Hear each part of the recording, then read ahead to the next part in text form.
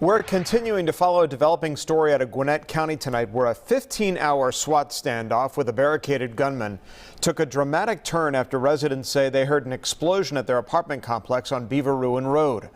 Let's get out to News Head reporter Alex Whitler, who's been live there on the scene. Alex, what are you hearing there tonight so far?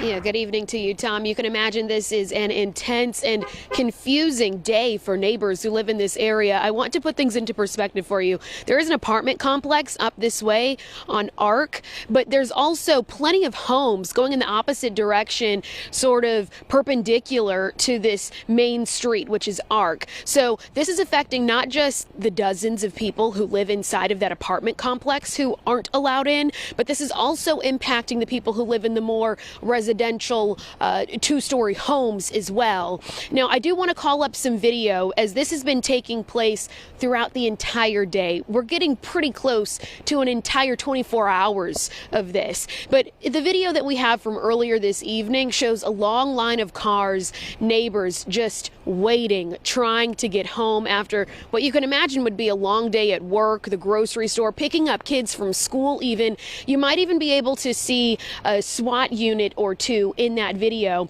We also have some video that neighbors who were inside of that apartment complex took. You can see bright flashes. We've been hearing that there have been flashbangs throughout the day. I know not even an hour ago, one of our photographers said he himself heard that explosion that Tom mentioned that neighbors heard. So this is one of those barricade situations that is just continuing to develop. It's one of the longer ones that we've covered over the past year or so, and we're still working to determine what led up to it. As you can imagine, investigators are still negotiating, trying to get a hold of that person. We don't have a word yet on a motive or what would have caused that person to barricade themselves inside of their home with weapons. So this is something that we're going to continue to stay on top of for you. And if we do get an update, we'll be sure to update you not only on the air, but also online and through our Fox 5 mobile app.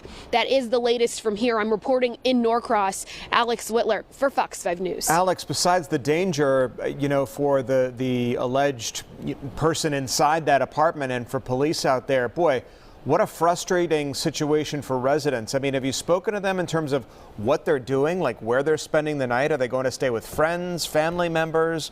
What a huge inconvenience.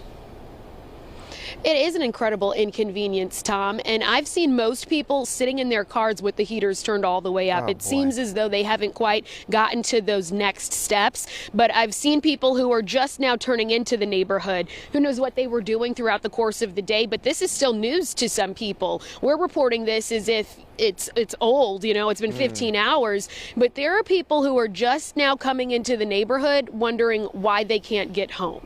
Well, so yes, this is incredibly frustrating for them. Yeah, let's hope it ends safely and that, as you say, folks are allowed to return back to their homes. The work week officially for a lot of folks starts tomorrow. All right, Alex, thanks for the great coverage out there.